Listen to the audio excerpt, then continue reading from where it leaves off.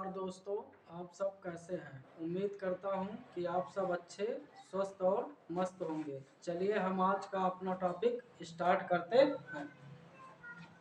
अभाज्य गुणनखंडन विधि द्वारा निम्नलिखित पूर्णांकों के एचसीएफ और एलसीएम ज्ञात कीजिए। सवाल नंबर फर्स्ट है 12, 15 और 21।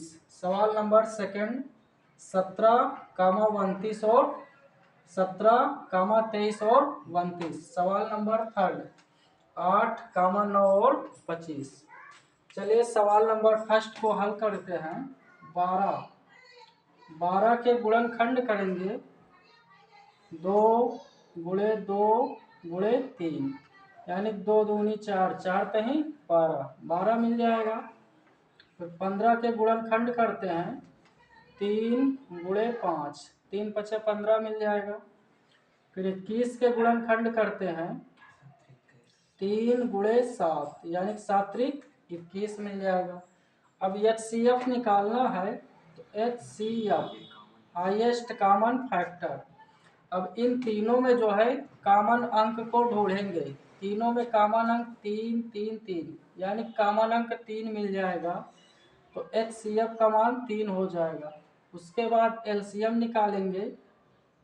एलसीएम बराबर, एलसीएम में सबसे बड़ी पावर ढूंढेंगे, यानी कि 2 जो है इसमें 2 बार आया है तो 2 गुणे 2 लिख लेंगे।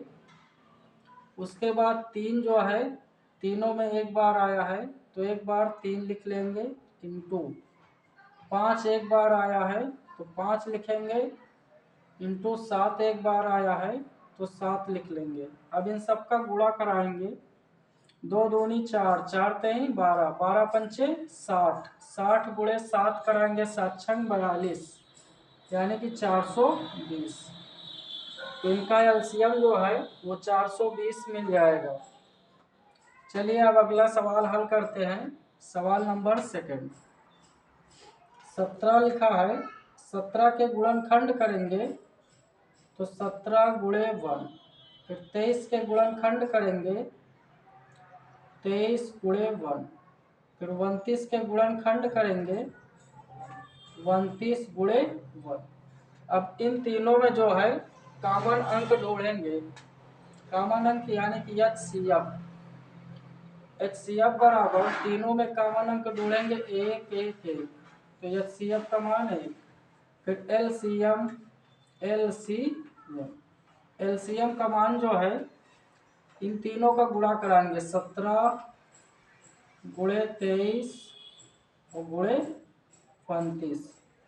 17 गुणे 23 गुणे 32, इन सबका जब गुणा कराएंगे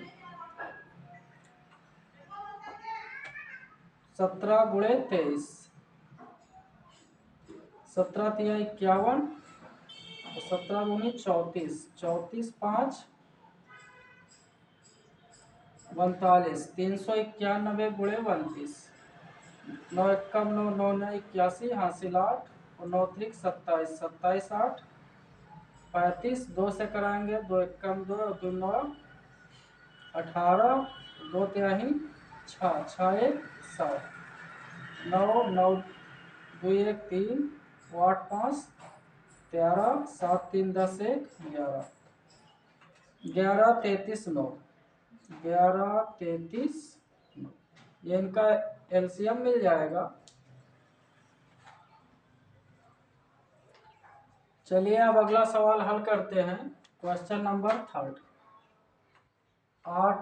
8 के गुणनखंड करेंगे 2 गुणे 2 गुणे 2।